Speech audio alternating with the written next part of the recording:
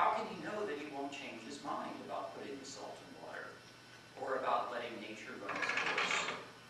Given the oof's supposition that there is no fact of the matter as to what actions an undetermined being would perform, it's hard to see how God could have such knowledge. So it looks to me as if the oofs are probably mistaken.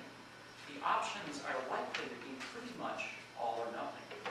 Either God has full, certain, comprehensive knowledge of the future, or he has no or almost no knowledge of it at all. Whether or not that's correct, it seems to me we actually have little reason to doubt that God has complete conditional knowledge, and thus complete foreknowledge. Why should we doubt that he knows what Adam and Eve would do? Note I say what they wouldn't do, not what they would have to do. I agree wholeheartedly that it wouldn't make much sense to say that God knows what a free being would have to do in a certain situation, just as it wouldn't make much sense to say that God knows which side of the square is longer than all the others. But that's not what's being asserted in saying that God's conditional knowledge extends to the free actions of his creatures. Conditional knowledge is knowledge of what would happen if, not of what would have to happen if. The fact is that most of us, when not engaged in theological speculation, have little trouble believing that there are such conditional truths. Many great works of literature, from Sophocles' Oedipus the King to Dickens' A Christmas Carol, presuppose that there are knowable facts about how specific beings would freely act if placed in certain situations. Readers don't typically react to these stories with looks of disturbed philosophical puzzlement. Why not? Because thinking that there are such facts seems so reasonable, even if the motives by which they are revealed in these stories are rather dramatic. Of course, we often wish we knew much more about these conditional truths than we do.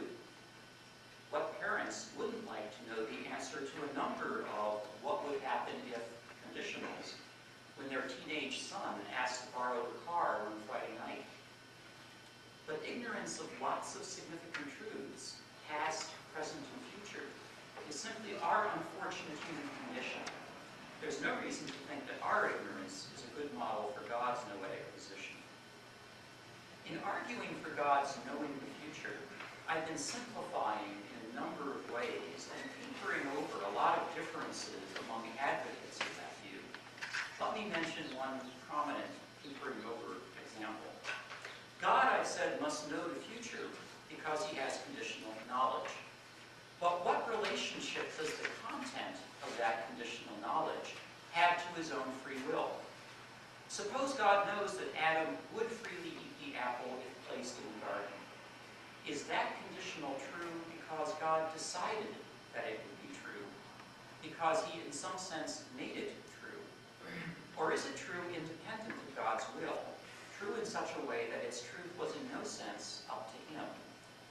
On such questions, traditional theists disagree. Despite these differences, though, the traditional theists I have in mind agree that God has complete conditional knowledge, and thus that he has complete foreknowledge. I've argued that a strong case can be made for the claim that God knows the future, all of the future. But to conclude, let me call your attention to a somewhat surprising implication of the position I've been defending in this debate. It's important that God know the future, I've argued, because not knowing the future would not having conditional knowledge, and not having conditional knowledge would entail an impoverished picture of divine providence. Note that in such a defense, foreknowledge isn't really seen as having a lot of intrinsic value itself. Conditional knowledge is what's doing most of the heavy lifting here. Foreknowledge, as I said before, just comes along for the ride. Now, there might be some areas of theology, discussions of prophecy, for example, where divine foreknowledge has some work to do. Maybe, but I'm inclined to think that even there, it's again God's conditional knowledge that's really crucial. And if that's so, then the title of our debate tonight, Does God Know the Future?, isn't pointing us directly at what's at the heart of the dispute. The real question is, does God have conditional knowledge?